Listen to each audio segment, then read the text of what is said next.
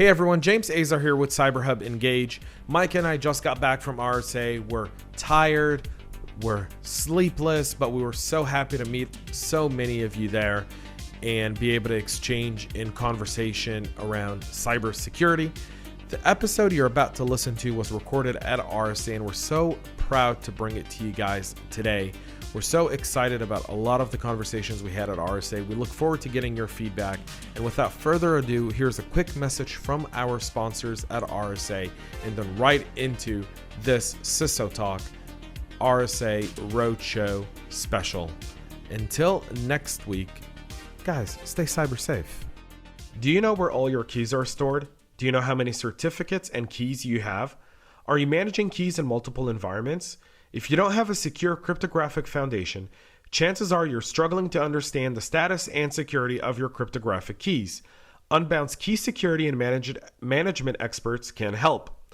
Our FIBS-validated cryptographic key security and management platform allows you to maintain visibility of all your keys, whether on-prem or in the cloud, without compromising on your security.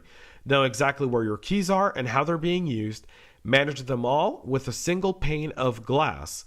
Automate operations in your organizations while saving time and money and manpower on doing just that. With Unbound, your enterprise can achieve agility and efficiency, gain control, and reduce risk.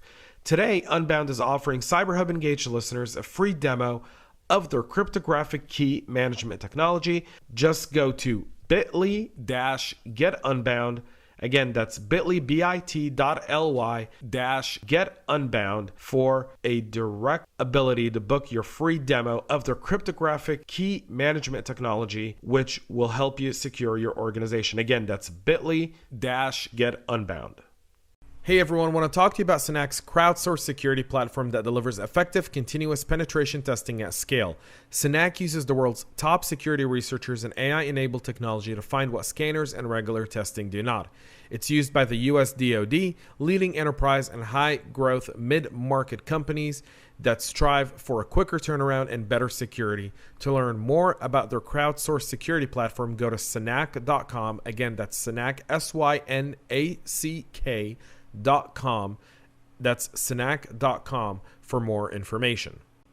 Hey everyone, I want to tell you a little bit about our friends over at Synopsis. We had the great pleasure of partnering with them at RSA, but I want to tell you a little bit more about Codeside IDE. So DevOps, these guys like to work in their strict environment, whether it be Jenkins, Jira, or whatever they are. Well, Codeside IDE plugs into that environment and allows the DevOps to become DevSecOps by essentially launching tickets into your ticketing system, whichever ticketing system you use, right into their environment, meaning security is no longer on the back burner, it's on the front end of it with our DevSecOps team. So go to Synopsis.com for more information and let them know that CyberHub Engage sent you over there. Go to Synopsis.com and let them know James sent us to check out Codeside IDE. Hey everyone, James Azar here with the CyberHub Engage podcast. We're at RSA at Fogo de Chao. Outside, people are getting drunk, eating sushi. Yes, at Fogo de Chao. There's beef still. There's wine. There's good stuff out there, Michael. Yeah, it's one of those things that I guess, some newbies do at RSA. It's really easy to overeat, and this town has some really good food. You gotta be careful. Yeah. Michael Makstman, he's the CISO for the great city of San Francisco, my hometown. I'm a Niner fan, so this is still a sore little. Yeah.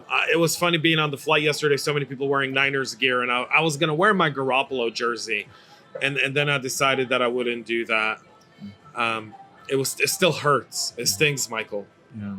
We all felt the loss. I can't imagine the excitement that coming up to the Super Bowl. I think the whole city was gripped, by Niner mania. We're certainly in the cyber team and Department of Technology. We're wearing our gear almost every day leading up to the game, and just to see them come so close. But it's next year. We're hoping. Next year. Yes. Yeah, the Chiefs will suck next year, and we will win it all. We've got a good team. We've got a good chance.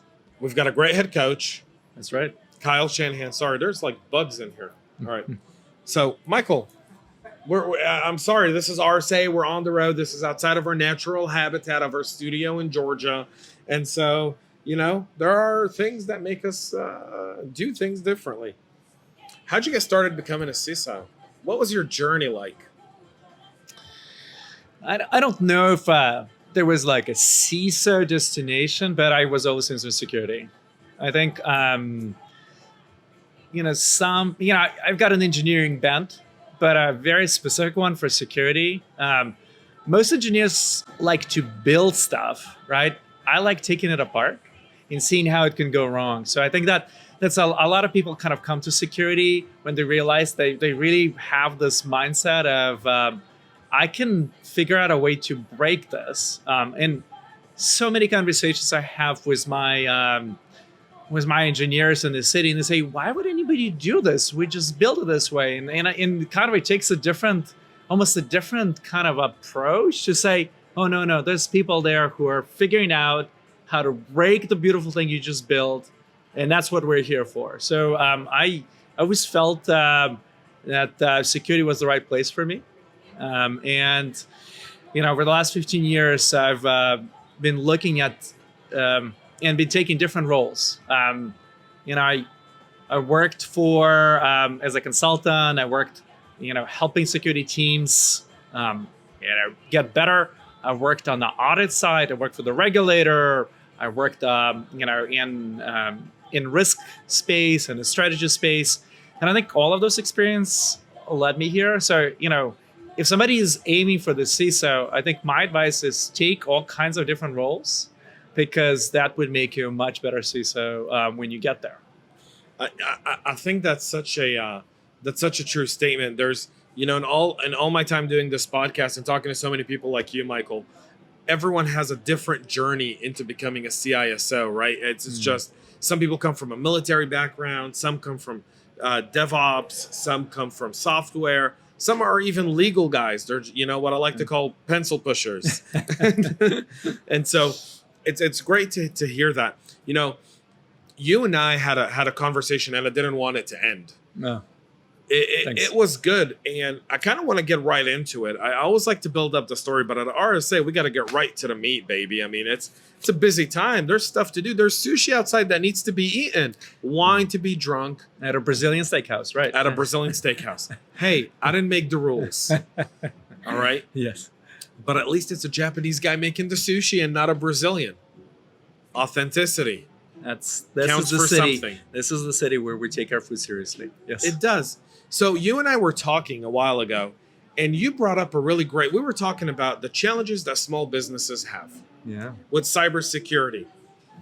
And you were telling me a little bit about stuff you're working on. And I'd like for you to share with our listeners a little bit about, kind of how the city is being a catalyst in kind of helping these small businesses really survive the dangerous cyber world, where 60% of small businesses go out of business, and we are in the number one business city in the world. Right. I mean, Silicon Valley, the San Francisco area, San Jose, Palo Alto, Mountain View, Redwood. I mean, this is the richest area of the country.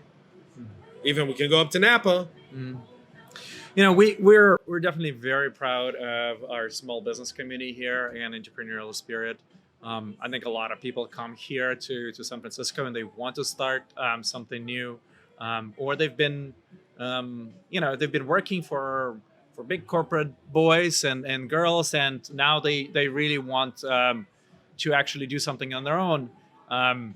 We've started some time ago looking to see if our mission really needs to be extended to small business, what I call beyond kind of the city employees, city workers. In my personal opinion, and it's shared by other leaders in the city, is that we do need to strengthen our small business community in cybersecurity and digital literacy space. And it helps the city because you've mentioned it, that most of the small businesses that experience a cyber attack actually not able to recover successfully. Right. Within 6 months, 60% of them go out of business. Within a year, 80% of them go out of business.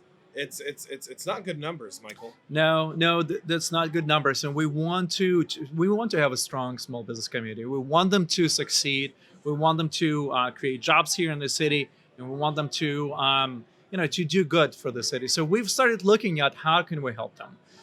We've you know we start from a perspective that we don't actually know exactly what the problem is until we talk to the community, right? And our first step is actually go talk to the community. So we went and talked to um, number of small business owners, aspiring business owners, people already have a small business. We partnered with our San Francisco Small Business Administration, Small Business Office, who have wonderful series of classes and training for small business.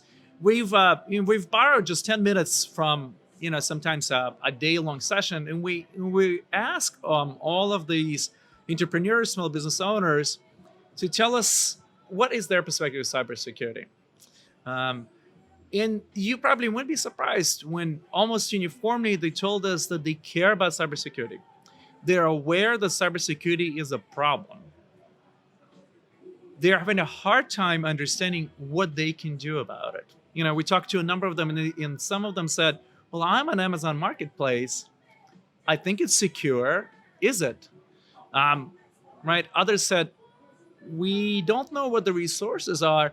We looked at what the federal government published, but that seems to be targeted at security professionals, right? We don't know what this multi-factor for a VPN over the Wi-Fi is.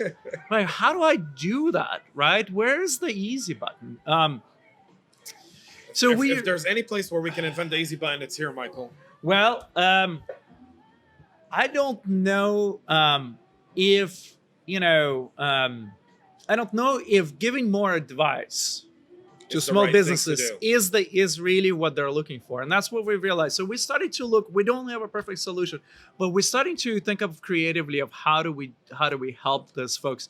And I think we've hit on an idea that we're exploring right now, and we're moving forward is to say, what small businesses really need is not more websites necessarily with great information, although we are planning to kind of consolidate and write it something put somewhere. What they really need is something that they akin to like a legal advice that they would get from from an attorney when they're setting up a business, when they're trying to draw up papers, or when they need to incorporate or create anything else, or even their tax advisor, right? They need a cybersecurity advisor, and they need that advice to be given sometimes as a kind of come in here for an hour and tell us what I need to do, or we want you to be available to us maybe every month, right, as a checkup. So we started thinking, if that's really what is needed, how do we actually play a matchmaker role? And what I mean by that is that we've got a lot of businesses that would benefit from security advice, but we've also got great entrepreneurs and great technologists in the city who are starting businesses, consulting businesses, cybersecurity businesses that are willing, and that's in the business of giving security advice. How do we play matchmakers between local businesses that need it and the local businesses that have the skill set and well, how do you make it affordable, expertise? Right? That's right. Because that's the challenge with small business and cyber. That's right. I can tell you, I'm constantly as a CISO talking to small businesses, right? And they go, well, what do I need? Security sounds really expensive for me. And I go, well, let me give you some free advice. Buy a VPN, shouldn't cost you more than $100 a year. Get an antivirus, shouldn't cost you more than $50 a year. That's right. Enable multi-factor authentication on your email, your banking, and your Amazon account. And let me tell you, you've solved 60% of your problems. Yeah, I mean, sometimes advice is as simple as that. Sometimes there might be some interesting data that they might be collecting. So you've got to know the customer. You've got to know the customer, and we as a city have focused for a long time on local businesses and micro businesses in the way that we purchase services for the city. So we have already good relationship in the business community. We have a full program in place actually of how to bring them to work with the city. I think what we're working right now with our partners is to say, how do we maybe tweak that program and make it available to others who might need those services? So we want the local businesses to work with the local businesses. It strengthens the whole community, right? So I don't think we have a full solution yet, but I think we have good bones already in Well, place. you've got a good and we plan can in start- place. I Yeah. mean, you think of the resources that the city of San Francisco has: Adobe, right? Google, Facebook, YouTube. I mean, I can keep going, but Yeah. most tech companies are here. Most of these tech companies have amazing security budgets. And the question is, could there be some sort of communal? Like, communals started here in San Francisco. A lot of people don't know this, but in the 60s and 70s, the Yes. idea of a shared community garden, the idea, my dad moved to San Francisco in 1974. And so he used to tell me early on of they had community gardens, and he moved here from Israel. So he was used to having community gardens because in Israel they had community gardens. Right. And everything here was so about community, and it's about helping your neighbor, and it didn't matter who your neighbor was, it was about helping them. And cyber, it seems like this could be the city to really lay the groundwork of how do we build a partnership between enterprise businesses and the small businesses that may not support them directly, but support them indirectly through their employees, through they're a vendor to one of their vendors, Yes. and so forth, and creating that pipeline. And I think this city has the guts it takes to do it.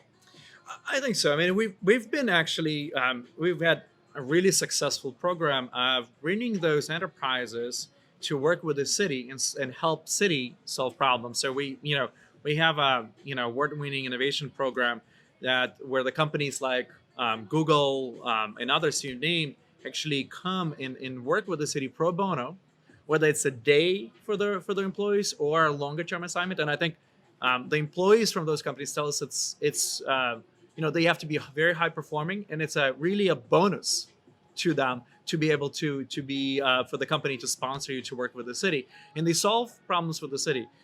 So that same energy could be applied to local small businesses. At the same time, we don't want to just do pro bono and with big enterprise companies. We have a lot of companies pro bono. Yeah, but I think the thing about technology is I don't think any technology should be pro bono. I think free isn't appreciated and free isn't watched. Well, People should pay something right. in order, if they have skin in the game, they tend to take it a bit more seriously. We for the city, we know that and those companies tell us that service aspect for their employees actually matters a lot, and that's what they bring to the city. But you're right, for to be sustainable, to really be true advice, I think the model that small businesses have in their mind for their tax advisor, for their attorney or legal advisor, can be applied to a cyber advisor. And they just, if we can help shape that, and if we can have kind of a roster of good local companies that we say, that's, if you want to be in this program as a local company, as an advisor, cybersecurity advisor, hey, we'll create a list, we'll publish that potentially, right? And then other small businesses can turn to that list and say, okay, I want to work with that. I want to work with that local company. They'll give me an advice, how to price it, how that will evolve. I think we're still in our early days, but I do think throwing more advice at small businesses and telling them to care about security or to do something about security kind of has its limit. What they really need is hands-on, constant support. Hands-on support where they can call it for an hour or for a day, where they can just give somebody a call for 15 minutes. That concept is very interesting. So in Israel, last year I took a delegation of CISOs to Israel, and we didn't see any vendors. Could you believe that? No vendors. That is fascinating. We met other CISOs in other organizations in Israel. And the one thing that was very fascinating for us during the trip was how every CISO is plugged into the national Cert. And when we went to the Cert, they're showing you to go, well, we're monitoring these banks, we're monitoring these things. And by the way, we have an 800 number for small businesses. They define what a small business is. and it's integrated into their Secretary of State. Wow. Yes. So if as a small business, I could get hit with a ransomware attack, I don't need to call Mandiant. I don't need to call anyone. I call the national Cert, and if I've got 10 employees or under, or if I'm making under an X amount of revenue, I think it was like 500,000 shekels a year, which is around like 120 grand Yes. in US dollars, then I get free support to deal with my ransomware attack from the Cert. Like they'll remotely log into my system, they'll help me remediate the attack, they'll log it and so forth. I'm not saying that the model that works in Israel will work for us simply because they're a state that's constantly under attack, constantly under threats. One disruption to their banking system can collapse their economy. With on our end, if one bank collapses due to a cyber attack, another bank is going to buy it. Well, I think it's a devastating event, but kind of personally, and this is my personal opinion. I think we will, in the future, we will need to move to a certain model of almost thinking of how our firefighting capabilities like evolved. 911. Evolved over the last 100 years, right? We started with maybe very disjointed, fire brigades that were doing, certain districts in the city until we have now this, modern, capable, firefighting force that is able to bring, to any San Franciscan, the full capability.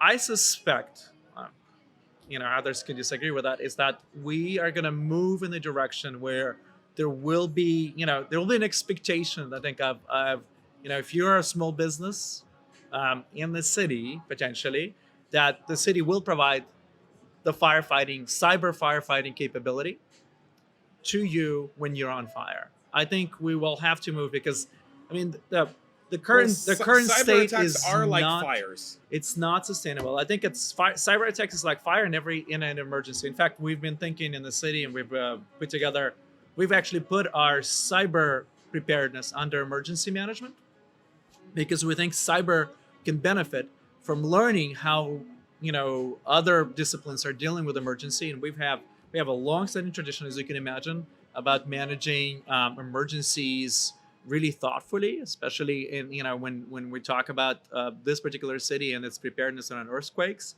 and tsunamis that might be following earthquakes. So we know how to do disaster management and emergency management, and we've actually started thinking about cyber attacks in aftermath of a cyber attack as part of a discipline of emergency managers. I will tell you this so that it's an interesting evolution that I'm seeing in the security space, where before we would say make friends with your IT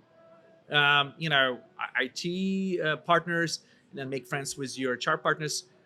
Next generation of friends that we need to make is our emergency managers and disaster managers. And in fact, in the city, in the last 6 months, once we've started this program and we've developed our plan, we for the first time brought 50 department security officers and 50 department emergency managers.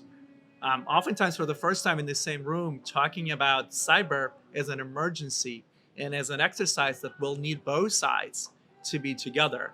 I'm blessed to have great partners in the Department of Emergency Management, and we are promoting jointly this idea that we really need to educate emergency managers about cyber terminology. We actually will be doing a lot more on that space, but we equally need to educate cyber professionals and IT professionals on the concept of emergency management.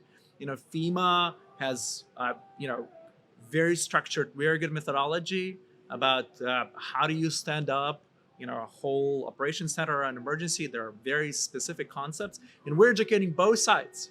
So we've got very much of a crossover now, and a really good dialogue going of people who have never talked to each other, who have never thought about each other's domain before, that are now partnering together. Do you feel like that's also needed in corporations as well? Kind of cyber is typically, they've got their own incident response plan, and then you've got the emergency preparedness for a workplace shooting, for an idea of an earthquake, a fire. You kind of do a fire drill with all the company where everyone's got to leave the building. Why aren't we doing that with the entire company for cyber? I think it absolutely is needed. I think that's where I would strongly recommend for all the organizations to move forward to introduce your CISO, your director of security, to director of emergency preparedness, emergency management. They need to become, that's the next best friends. And the reason is very simple. A cyber attack nowadays is a true emergency, a successful cyber attack for an enterprise. It could bring a company down for weeks, if not months. Well, we saw that last week with the gas company, and it was unadvertised, that shut down their gas pipeline for 2 days because of a ransomware attack. And what a lot of people didn't, most people stopped reading there. So if you continue to read and then you look into it, you realize that gas companies in the US, while independent, are interconnected, meaning gas flows through you, to me, to him, to her, to him, and so forth. So when they shut down their pipelines for 2 days, no one else got gas. It is an incredibly interconnected environment, and we know this. The city of San Francisco has many departments, and San Francisco's depend on us to fly their planes, to take them to and from work, to make sure that the city streets are clean, and make sure that their police is there, and the hospital is operating. So we have a very interconnected environment, and we know that an attack that we've seen at Atlanta, Baltimore, and New Orleans can impact all of those aspects of the city. It is really a true new emergency. In fact, it's probably the most likely emergency that a city of our size will face. Well, when you think of it from an Atlanta perspective, the team that handled the Atlanta breach was very interesting for me to chat with them. I knew a lot of them. The court system was shut out. They couldn't access court files. They went back to ruling on paper. Case management, using fax machines from one building to another. And they were trying to teach millennials how to use fax machines, which that all of it was itself during a crisis just seems to be like a 4-day training session. This here is a fax machine. It looks like a printer. It's not a printer. It's a fax machine. You dial a phone number. You put in a piece of paper. And it makes a lot of noise. It then sends that, probably awkwardly placed on a piece. Well, but who knows about operating without computers or operating in environments that just experienced a disaster? The emergency managers. The emergency managers are the people who are thinking about this, and that's why I'm saying, make friends with them, jointly develop a plan, and jointly practice the plan. We're not only developing the plans in this city, we're actually helping all of our departments to do a joint exercise, and we tell them, you have to have an emergency manager there, your department emergency manager, as well as a security leader and your business leaders and executives, because some of the decisions will be IT, but the security guy might probably go away and try to figure out what's going on, and you have to operate the services. Well, I don't think people understand that as a CISO for a city, you don't have the luxury that some CISOs for private corporations have. One, you answer to taxpayers. Yes. Number two, you've got a different boss every 4 years, typically. Well, just about the every 4 years. The elections are every 4 years. Every 4 years, and every 4 years you could have a different boss with a different set of priorities. That's right. And you got to deal with all kinds of different challenges. You also have different things that cable you, meaning, so the city of San Francisco is the city of San Francisco. But the city of San Francisco is interconnected to Santa Clara and Daly City and San Mateo and Oakland and Napa. And so you're kind of not on your own, because something that can start in San Mateo can very easily escalate into San Francisco and vice versa. Yeah, I mean, I'll give you a simple example. Our Public Utility Commission delivers water not just to San Francisco, but up and down, the neighboring counties. We deliver water to San Mateo County. We deliver water to Santa Clara County. We provide power. But multiple hundreds of people come into the city every day from neighboring counties to work. Right? To work. That's why the traffic here is horrendous. It is horrendous, but we are interconnected. We're interconnected, and so I think from that perspective, we really need to start looking I'm going to sound a little bit like a broken record, but we have figured out how to do other types of emergency at a regional level. because we've realized way early that we are that connected. I mean, when there's a wildfire in Napa, San Francisco sends fire engines, right? But the firemen know what is expected of them. They know what the system will be. They know that the gauge for that fire hydrant will work with their fire engine. Well, We need to start thinking in the same way from a for- cyber from a perspective. cyber perspective and really take a regional approach. I'm actually partnering and not necessarily, it's really a joint idea with counties of Santa Clara, counties of San Mateo, Napa counties, Alameda, and Contra Costa, all our neighboring counties, on a regional perspective of how do we handle emergencies together. We need to, and it starts really with the governance. It starts with such simple things as, how do we invoke help from each other?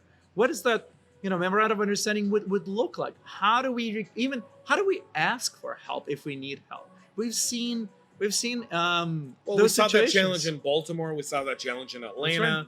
We saw that challenge in New Orleans, That's right. where they look for federal agencies to help, but sometimes your local partners are quicker to respond, less bureaucratic stuff to deal with, and it tends to affect them just as much. I mean, when Atlanta was under a cyber attack, mind you, if you got a speeding ticket in Atlanta, but you lived in Alpharetta, Mhm. and you had to go to court to Atlanta, you were still impacted by it. That's right. People couldn't pay their utility bills. There was confusion, Yes. and it wasn't just confusion for people within Atlanta. It's confusion for people who commute to Atlanta to work, to live, to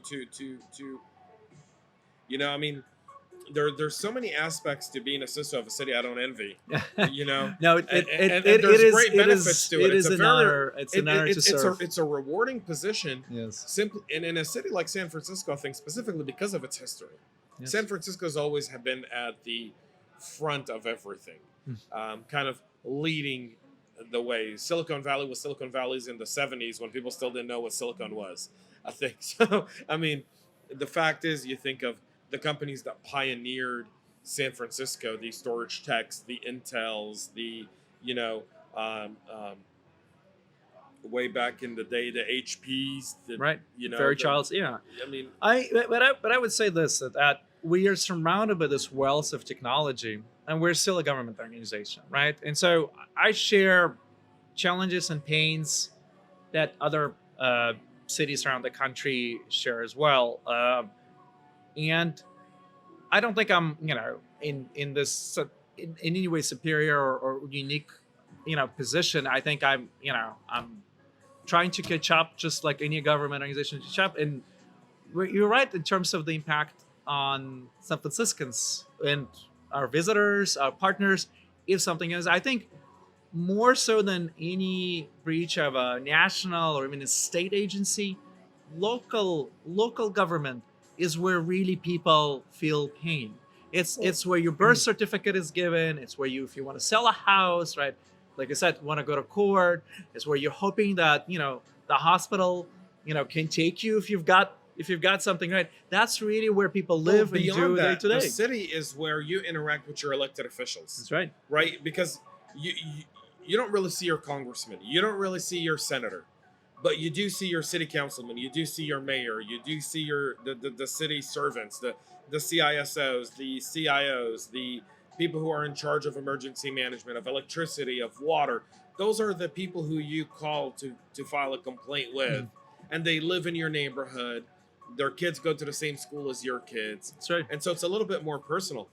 One of the things I've been a big kind of believer in from a security perspective is not only the need between private and public partnership, which I feel like so many times we as CISOs, I want to cooperate with you. I want to give you tools to be able to use, because I realize you may not have all the budget, but I realize that you being secure means I'm secure, right? And vice versa. It means my employees don't have to worry about their data. It means so much more. It means my partner, my vendors, the small businesses that support me have more tools, so they don't become someone where I got to look at the small vendor and go, he's a really, really high risk. We can't do business with them anymore. And I may be 70% of his business, and now he's out of business. Right. And I feel like there has to be a way where we as CISOs can come together and overcome the legal and corporate challenges that exist within our different workplaces to say, listen, you want to have these firewalls between all these organizations on technology, legal, governance, taxes, fine. But let's not have it in cyber, because cyber is a down the chain and up the chain type of thing. And we do need to support each other, and we do need to have this kind of communication and cooperation. I agree And we with need to you, bring I it agree with you. together. And hey, bureaucrats, go sit on the side and go, do whatever you want to do. And let us cyber guys handle it. We've got our own NDAs in place. We've got our own MOUs in place. And let us help each other. Because I know a lot of CISOs that have a $500 million a year cyber budget that want to pay it forward, right? Yes. They want to be able to provide specific things that they develop in-house that they can go, hey, this would be great to help these guys. But they can't, because they're bound by I don't want to say stupid corporate regulation, but just bureaucracy, where people think that, oh, we can't, it's our secret sauce. And people don't understand that you don't have secret sauce in security. Well, I mean, security is a significant event in the city will affect everybody in the city, all the companies. Well, all if San Franciscans. Adobe had a cyber attack, I mean, it affects everyone in the city. It certainly does. We care about our our community. Adobe employs like 20,000 people in the city. And so, Twitter and Uber are basically right next door. They are neighbors, and we care about them. We want them to prosper and be good contributors to the city. I think there are really good models out there, and a lot of people are thinking along the same ways. I want to mention one of them, which is LA Cyber Lab. And if you haven't heard about this, it's the city in LA, and when we're talking to them because we really like that as a template is under Mayor Garcetti have set up a specific kind of an organization, what they're calling Cyber Lab, to really be able to bring the idea of kind of threat exchange and information security exchange between the public and the private entities to help each other. Because we know that, you're right, that in security, we're not competing with each other. We're trying to protect our organizations. And the more we know, the more we get, the better we are in the position. Right. So this is what, that model is, I think, is in LA is a good template, for all of us to consider, to say, how can large, private organizations partner with the public organizations and create this idea of kind of how exchanging this threat maybe automatically, and how do we extend it to smaller,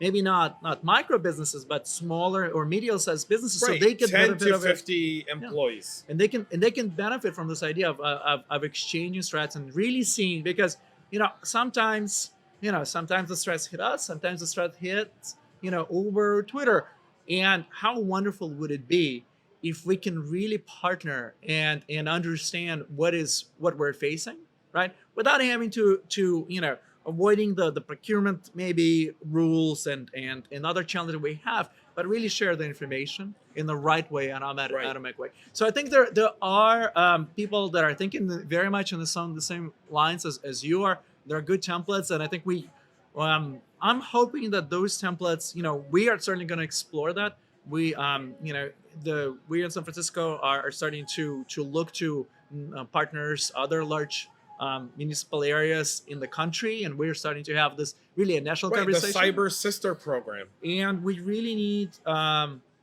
hoping that I'm seeing positive signs on the state and the federal level. I'm hoping that they will really, because they have resources. Oftentimes the local government has very limited resources, but we have solutions and we have really great ideas. We really need the federal funding, and we need local solutions. So I think there's a partnership there, and I'm hoping that people are listening and they're hearing this, because we've seen some movement in Congress in terms of this, and I think that model of the federal government really needs to step in with some funding to adopt really great local ideas. 3 bills for election security have so far failed in the Senate. Yeah, I know it's been challenging. Multiple reasons. Getting the federal government to agree on one data breach notification law so a federal law can supersede all state laws. So that reduces the cost of a data breach by about 40%. Because 60% of the cost of a data breach is data notification, dealing and filing with 50 different. The lawyers are making all the money here, and that money is being siphoned away from securing your organization to having to deal with the breach and an incident response. And so just reversing our priorities sometimes and just getting more voices heard really does help the conversation. I think there's a lot of great ideas and actually great I want to say pilots or templates that at the local level that are being put forward. I think they do need funding from the state and from the federal government. But even without that funding, we're moving. We have to move together. We have to work. I have to work regionally, and I have to start thinking, within my city, within the region, within the nation, because we've seen this, and this is somewhat of a dark joke. Is I'm seeing Atlanta, I'm seeing Baltimore, I'm seeing New Orleans, I'm seeing Texas. I'm thinking You're forgetting Florida. Well, in Florida, Pensacola was a big one, but I'm seeing them moving west, right? And I'm thinking, is this a wave? We saw Vegas stop Vegas one. was recently, right? Yeah. So Vegas did a great job. Yeah. And we can learn from, I talked to, New Orleans, and, Baltimore, Atlanta, done a good job of actually presenting their lessons learned in different places. So I think we need to learn, and we might need to start working on a more ongoing basis with each other as large municipalities, because it is really a painful event. And if we can learn and we can apply those lessons here in San Francisco, I do not want to I don't want to be in a position, that we are saying to ourselves, oh, we knew, or we should have really talked to these folks before the event, right? I want to learn now, and I want to, and I want to prevent things from happening. Right. I don't want to get the possible. phone calls after my event saying, That's hey, right. tell me about your event. I mean, I'd always rather be the one calling saying, what can we do to help, than the one, getting the calls saying, so what happened? And you're like, I don't have time to deal with the what happened now. I got to deal with this stuff.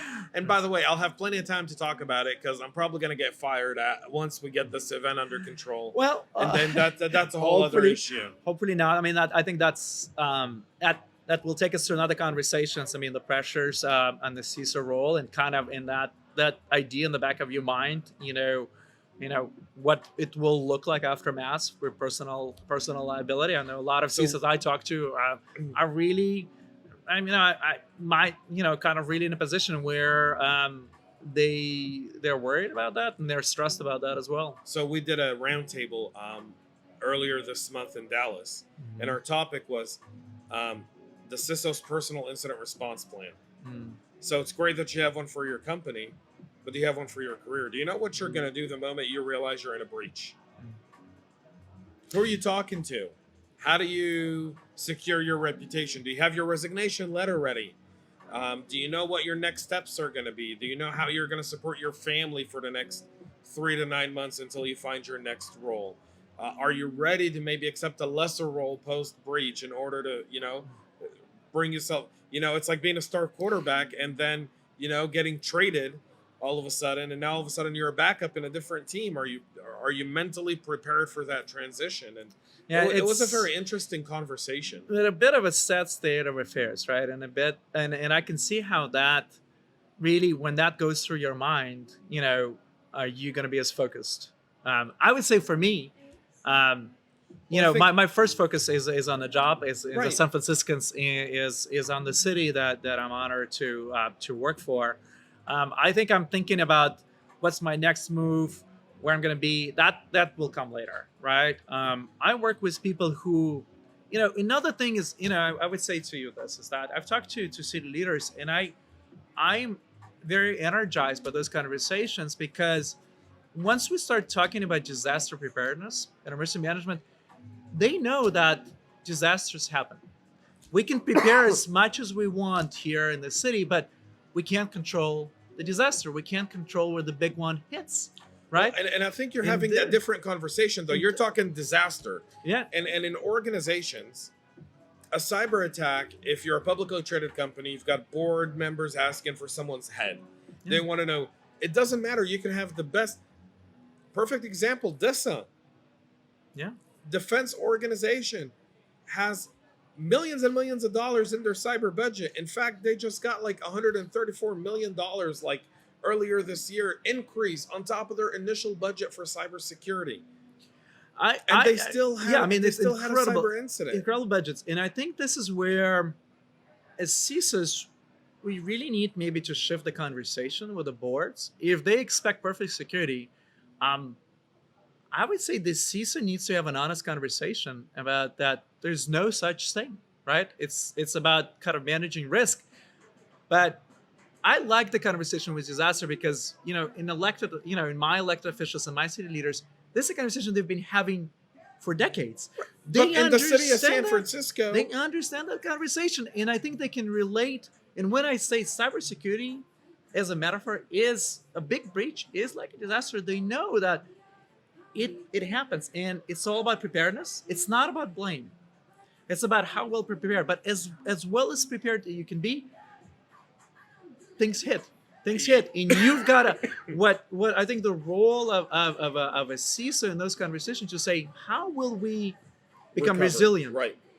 How do we practice that operational resiliency, service resiliency? And that's why I want to bring it back to what we're talking about. That's why emergency managers and the whole discipline around that is so critical to really, bring in that tool set needs to be brought into the security, to marry to the security tool set, because we gotta start talking about, recovery. We've got to talk about post. We've got to talk about preparedness and resiliency in the face of an attack. We have to start, stop saying that we're gonna have walls. We'll stop people from this. Really, focus needs to be, okay, if something happens, it will not completely, disable us. We know what we will do. We know what the steps are, and we've had the conversation. We have a conversation with everybody, and you have to have a conversation with everybody. You have to have the conversations with your team managers. You have to have a conversation with your business leaders. You have to have a conversation with your executives. You have to know we're working right now on a communication timeline, because we know there'll be dozens of stakeholders. There will be executives. There'll be residents. There'll be city workers. There'll be media. There'll be partners. They all need to be communicated. So even as simple as that, it really takes a lot a lot to say, who are you going to talk to in the first 30 minutes, the first hour, the first second hour, the first fourth hour, in the first week? Do you have that? Do you know who those people will be? What's the message? Because it can't be the same message, right? What's the message will be in the first hour? What is the message going to be in the first day, in the first week? All of that has to be prepared ahead of time. And that really, I think, will start to have, an impact. And maybe, hopefully, for some of the CISOs, we'll shift the conversations from, if there's something happens, you're to blame, you're out of here, to, are we prepared sufficiently for when something happens? Because it will. So from your mouth to God's ears, and then to the board's heads, so that they realize that. I think the challenge remains from a business perspective is a predominant. We saw this with Capital One. They couldn't have handled that breach any better, and Michael was still